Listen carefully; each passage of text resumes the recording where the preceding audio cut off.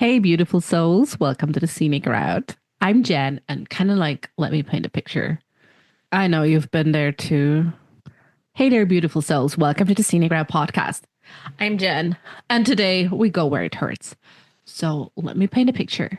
You're scrolling through Instagram at 11 p.m., watching stories of your old college friends having these amazing bottomless brunches, and you're having your gratitude journal out, and you're like, I'm grateful that my most meaningful conversation today was with my Uber driver.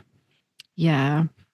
And if you're listening to this podcast and you're kind of like current if and you're hiding in your pantry or in the bathroom while tiny humans bang their little fists on the door, I see you, mama. Like I do. I really do.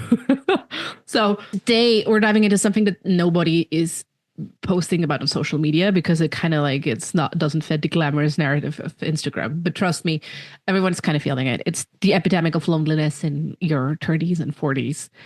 And before you reach for the second glass of wine or coffee, stick with me because we're about to unpack not just why we're all feeling so disconnected, but how we can actually do something about it.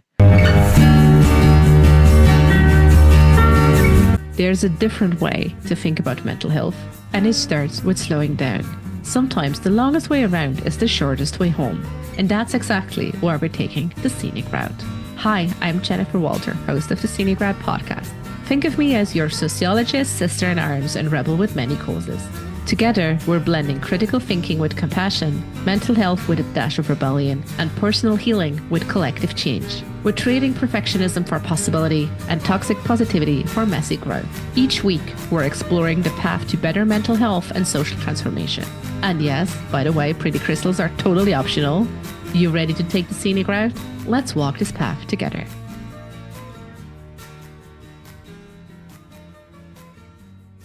We're the generation that's supposedly more connected than ever, right? Yet here we are feeling lonely in a crowd. That's actually what shame researcher Brené Brown calls it. So, especially for my mom friends out there, it hits different when you're surrounded by tiny humans 24/7, but secretly dying for a conversation that doesn't involve sleep schedules or poop colors. So let's dive right in.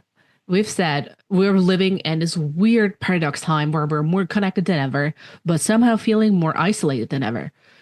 Research shows that we're feeling more isolated than our parents did at our age. But we'll get to that. So this is also interesting where shame comes in, right?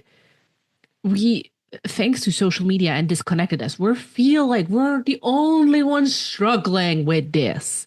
Like somehow everyone else got this secret manual to maintaining friendships in your 30s and 40s, while we're like busy meal prepping, doom scrolling, and we get these texts, oh, what did you do at the weekend? And you want to just like go up in flames and be like, Sandra, I did the laundry this weekend. Thank you for asking.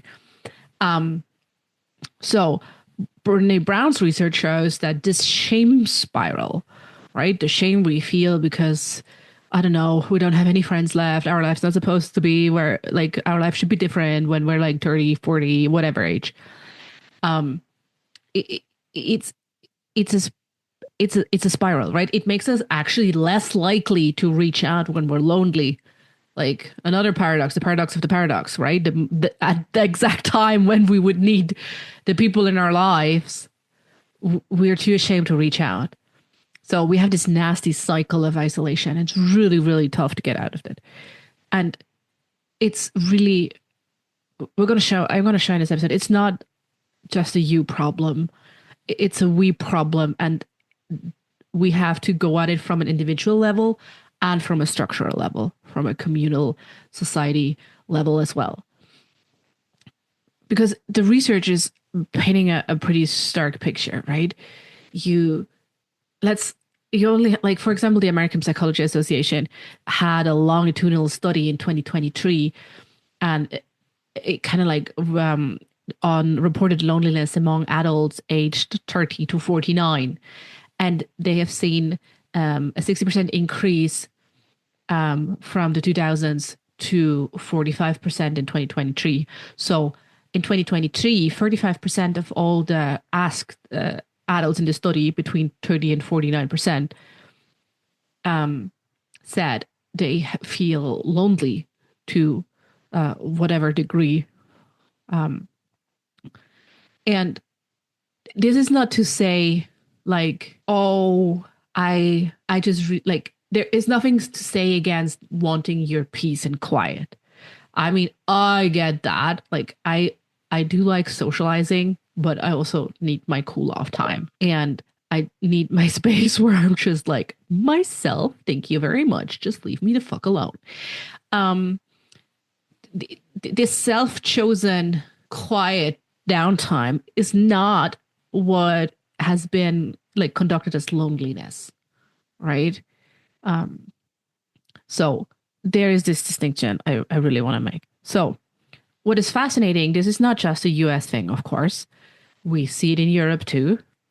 I mean, funny enough, the UK, was it like 4 years ago or 5 years ago, like appointed a minister of loneliness who really like was in charge to kind of like tackle all of this.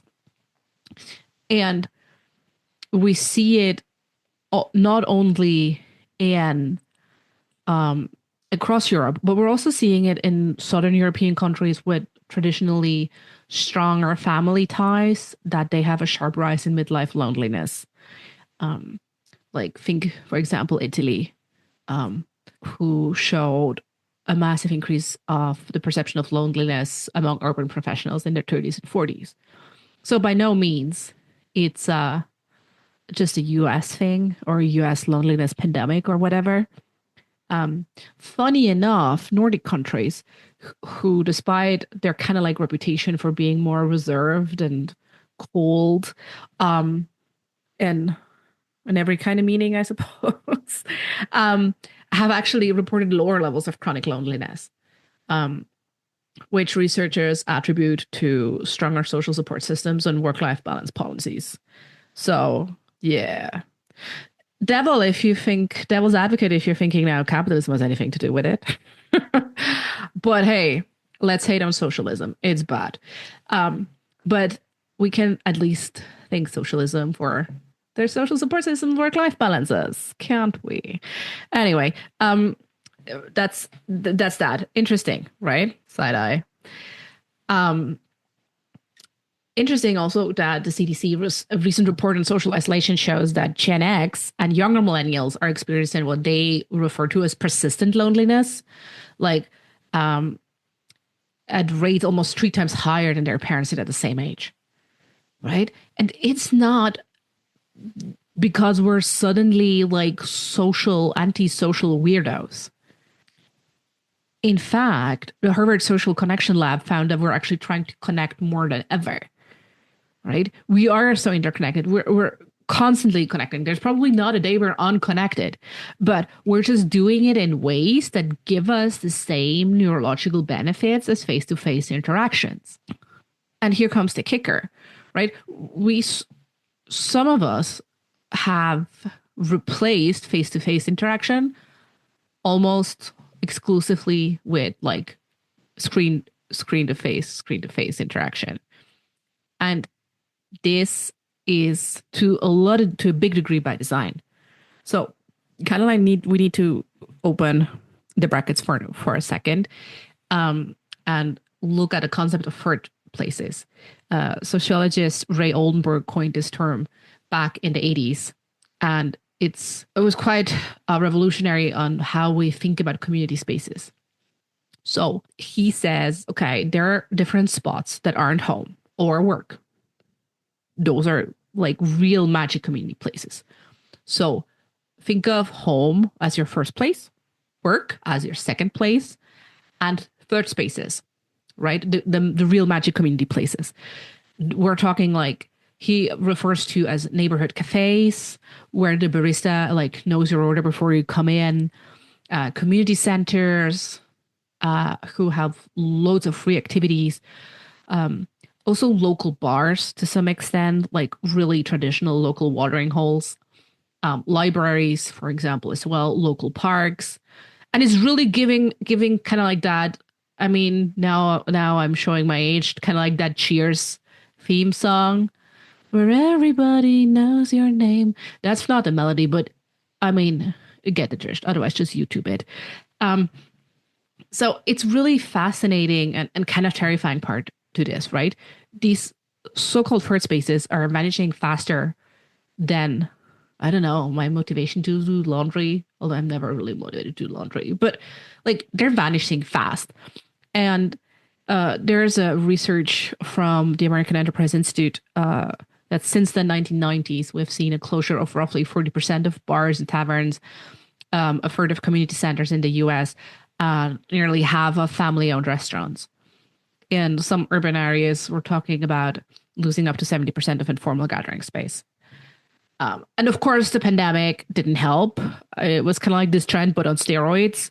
Um, just, I think the Brookings Institute reported that between 2019 and 2022, the US lost another 25% of remaining tourist spaces in major metropolitan areas. So, like, do some of these places deserve to go out of business? Probably, right? Like, if the coffee was that bad, like, sure, but right, we've seen it already, right? If you walk through a high street, I think this is especially prominent in the UK, but we also see it in other countries. You have either empty shop fronts or you have like big chains, Starbucks, whatever, whatnot. And it's really those third spaces gone. Or it's really, or they're fighting for their bare life, like for their absolute survival. So there's of course, sociologists have a term for this. We always do. We call this kind of like the privatization of public life, right? Where public spaces are slowly disappearing because it's hard to make money out of free public spaces. So we're going to just privatize everything, right? So everything that used to be free and public is now something you have to pay for. Community centers, they're probably now a premium gym place, whatever. The park where you used to play with your kids is probably an office space now and some fancy schmancy juice bar. I mean, you get the idea, right? And in addition, her name was Jane Jacobs, called it the death of street life. We've literally designed our cities to kill any spontaneous interaction. We've designed for cars, right? Wide suburban streets, no sidewalks, malls that you can only reach by car. And this is very much more so a US phenomenon. Like here in Europe, we still have much more of this kind of like public life. And we're kind of like getting into greening cities to kind of like have more of those spontaneous interaction fields so that those can actually form and happen. But it's just a town where I live, I think just 5 years ago, they finished a whole like construction for the city where they thought it was really smart to let the cars drive on the ground and for the foot traffic and the people to go underground. Like what make it make sense, right? So anyway, like it's really you're also feeling alone in a system that kind of like designs for your loneliness, right? Because when you feel lonely, what you kind of like do distract yourself with other things, and one of them probably might be shopping or inflated self-care, which also requires you to shop for something. So it's a whole thing, right? But now like we're not only losing those physical spaces, we're also losing the whole culture of casual community. Sociologist Robert Putnam calls this bowling alone phenomenon. Like, when was the last time you just randomly ran into a neighbor while you were out doing your daily shopping and had a real conversation? Not like a quick hi while you rush to the car, but like an actual chat about life, even if it's just very brief. Or like, do you know your neighbors? I don't know, right? Like, I mean, I'm guilty. I don't know most of my neighbors. So it's I get it, right? Like we're in our like daily lives and it's hectic and you're like rushing from one place to the next. Go pick up your kid, go there, be whatever, do something. It's hard. You're like, oh no. I mean, there were moments where I kind of like saw someone I knew coming down up the road, and I would like duck and hide more or less. Not because I didn't necessarily want to talk to them, but I knew if I'm gonna stop now and talk to them, it would mess up my day. Like it would mess up my timing for the day. And yeah, surely not one of my prouder moments, but it is what it is, right? So yes, we're having fewer places to hang out where we don't need to kind of like pay entry in the sense of a membership or a cup of coffee or a glass of wine. Or we also don't have any spaces where we can actually consume something also like without consuming anything or without consuming alcohol, which is also very interesting. So um, these third places, what we sociologists also refer to them as they were important as they were kind of like social equalizers. They were social mixers, right? Spots that were open to everyone. Like traditionally, your local coffee shop or your local watering hole were spots where your job title didn't matter. People would come together no matter what. Different generations would mix naturally. Community, felt like community, right? Not just more of the same. So, what's a member of the Lonely Hearts Club got to do? So let's break it down into things we can actually control and not just kind of like the just manifest better friends. There are a few things we can actually do. One is called the micro connection challenge, right? We start to treat every interaction like it truly matters because it does, right? You never know which interaction, you only know in hindsight which interaction mattered, right? So what if we treat everyone like it matters? The same goes if you have kids, right? You don't know which conversation they will remember when they're older. So why don't we treat every conversation like it matters? Yes, of course. Some days you will have more capacity to do so, and on other days you will have less capacity to do so. That is okay. Like, don't stress yourself out about it. Just be mindful of it. And when you're like, no, you know what? Actually, I feel like I have the capacity to chat to my barista today, or to compliment someone's cool style, or I don't know, pursue that weird hobby I always wanted to do. Go do it. Like research shows that these small interactions actually really boost our mood and help us combat loneliness. Another individual strategy you can do is kind of like audit your space. Look at your living situation. Are you set up for connection or isolation? Right? Do you have do you have a space in your home where you can host?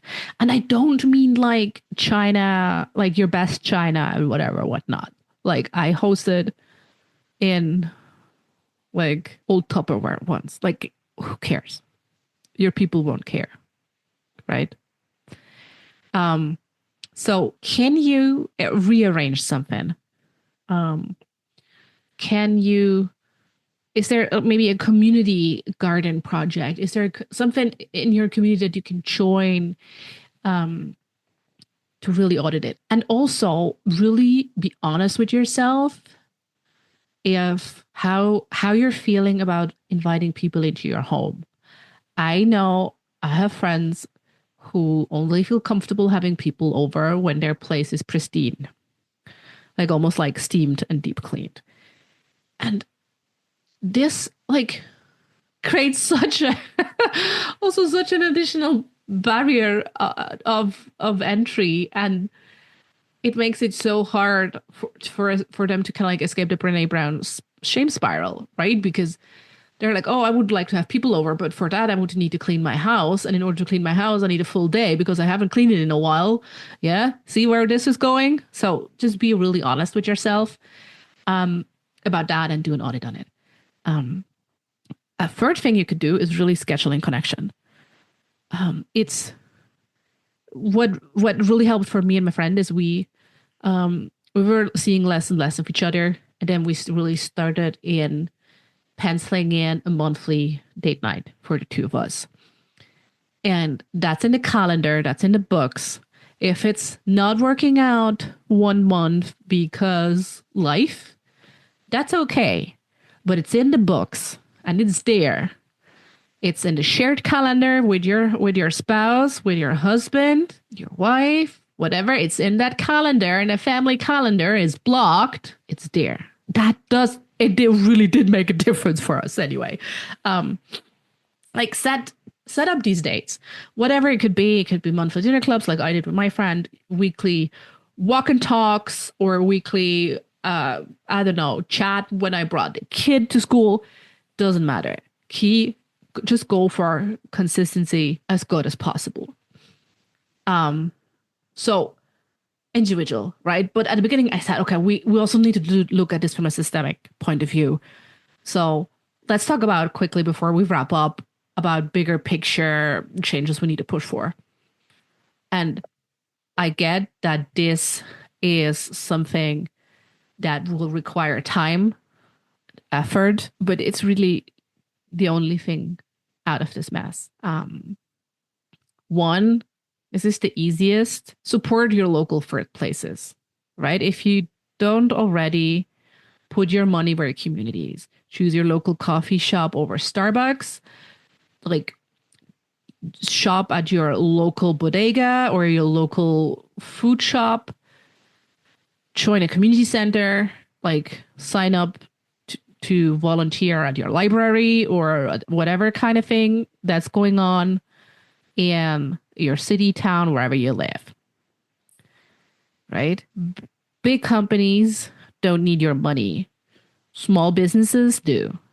So if, for example, Starbucks is not on your boycott list anyways, it's high time it is now. And so is Amazon. Just like for 2025, let's stop supporting those two. And we're already a good way. We're already making good leeway. Another thing is start something. If this is, I'd say, more true for men than women, they're like, oh, there's no club for me, or there's nothing for me to do. Like, change that. Be the one that starts the community you want. I have a very good episode on the Scenic Route on community building with Becky Mollenkamp. I will link it in the show notes. Go listen to that if you're really into starting like an equitable community. Like, start a book club, start a walking group, start whatever fucking floats your boat, right? I don't care. But often, someone has to start it. And if you have a bit of capacity, it might be you. A third thing is community design. Sometimes cities host like local planning meetings. And I know there might not be super exciting, but just really try to insert yourself into policies that shape public spaces, or mixed use developments, pedestrian friendly areas, and so on. Or at the very least, vote for people who have public spaces, third spaces in mind. Yeah, I'd say we can only do so much, but yeah, I really think we got to work on this, because it's really frightening to see the perception of so many that they're feeling so lonely. And it's important for you to remember that feeling lonely doesn't mean you're doing life wrong. We're living through a massive shift in how we humans connect, and it's late-stage capitalism, and it's okay to struggle with that. And it's important to know we're not completely powerless. Yes, the power dynamic might not be in our favor, but we persist. So, before we wrap things up, I want to leave you with this thought. Loneliness isn't just about being alone, right? It's about missing meaningful connection. And meaningful connection, that's something we can create, we can nurture, and we can fight for. So next time, pause, breathe and create, nurture, or fight for that meaningful connection. Thank you so much for being on the Scenic Route with me for another episode. I have more information and things listed in the show notes. And as always, if you feel like, oh, I need a bit of more insight on anything, feel free to visit my online treehouse at jenniferwalter.me. Take care. And just like that, we've reached the end of another journey together on the Scenic Route podcast. Thank you for spending time with us. Curious for more stories or in search of the resources mentioned in today's episode? Visit us at scenicroutepodcast.com for everything you need. And if you're ready to embrace your scenic route, I've got something special for you. Step off the beaten path with my Scenic Route affirmation card deck. It's crafted for those moments when you're seeking courage, yearning to trust your inner voice, and eager to carve out a path authentically, unmistakably yours. Pick your Scenic Route affirmation today and let it support you. Excited about where your journey might lead? I certainly am. Remember, the Scenic Route is not just about the destination, but the experiences, learnings, and joy we discover along the way. Thank you for being here, and I look forward to seeing you on the Scenic Route again.